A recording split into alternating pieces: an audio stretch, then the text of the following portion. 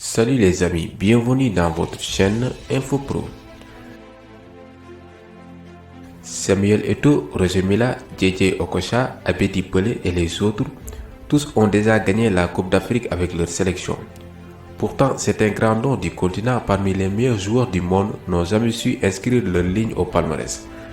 Au moment d'entamer cette Coupe d'Afrique des Nations 2022, les plus grands joueurs du monde comme l'Égyptien Mohamed Salah rêvent de remporter un titre avec leur pays et embellir leur palmarès.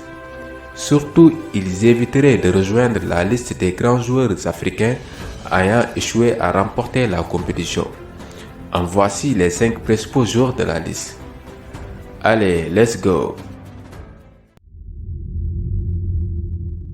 George Weah. Le seul ballon d'or africain de l'histoire n'est pas monté sur le toit de l'Afrique. George Weah a connu une magnifique carrière en club, notamment au PSG et à l'AS Milan.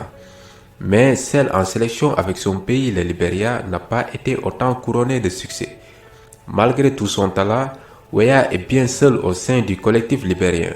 Toutefois, il parvient pour la première fois à qualifier son pays pour la phase finale de la CAN en 1996 et 2002.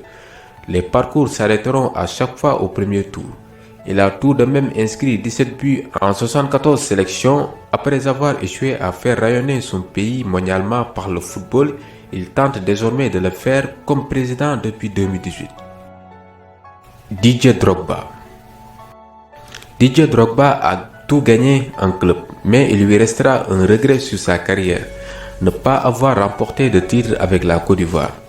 En 2006 et 2012, il est finaliste de la Coupe d'Afrique des Nations, mais échoue 2 fois face à l'Égypte et la Zambie.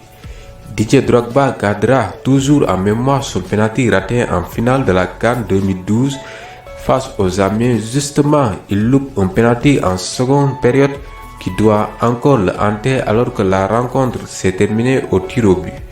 Drogba prit sa retraite internationale en 2014 après 106 sélections et 65 réalisations, ce qui en fait le meilleur buteur de l'histoire des éléphants.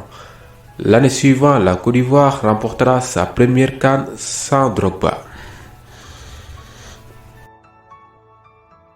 Salif Keita.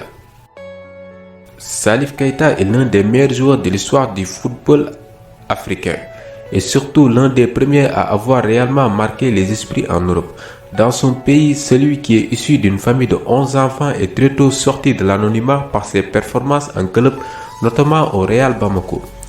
Le lien s'est cependant rompu lorsque Keita a quitté clandestinement le pays pour aller faire un essai à Saint-Étienne où il deviendra plus tard une légende. Le premier ballon d'or africain de l'histoire lui est attribué en 1970 et lui a permis de redevenir un symbole. Malheureusement, il lui manque un titre pour le consacrer totalement. La CAN 1972 aurait pu l'être, mais le Mali échoue en finale contre le Congo-Brazzaville, alors que Keita s'était blessé au cours de la compétition. Mustapha Dahleb. Celui qui a été élu Fennec du siècle en 2001 reste une icône en Algérie. Mustapha Dahleb, qui a joué 10 ans au PSG, a évolué avec la sélection algérienne de 1971 à 1983, mais n'est jamais parvenu à offrir la première CAN à son pays. Son meilleur résultat reste une 4e place en 1982 et une défaite face au Ghana en demi-finale, puis contre la Zambie lors de la petite finale. Le 3 succès en autant de rencontres en phase de poule avait pourtant fait naître des espoirs. Le milieu offensif peut surtout garder en travers de la gorge le mondial en Espagne, la même année où son pays a été éliminé en poule lors du match entre l'Allemagne et l'Autriche où les deux équipes s'étaient entendues sur le résultat pour se qualifier. Avec l'équipe d'Algérie, il totalise 20 sélections et 6 buts. El Hadji Diouf. El Hadji Diouf, double ballon d'or africain en 2001 et 2002, a réalisé de grandes prestations avec le Sénégal, notamment au début de sa carrière, sans toutefois parvenir à soulever un trophée. En 2002, il est pourtant élu meilleur joueur de la CAN après la défaite des siens en finale face au Cameroun. La même année, il réalise une Coupe du Monde de haut vol en parvenant en quart de finale et en battant notamment la France.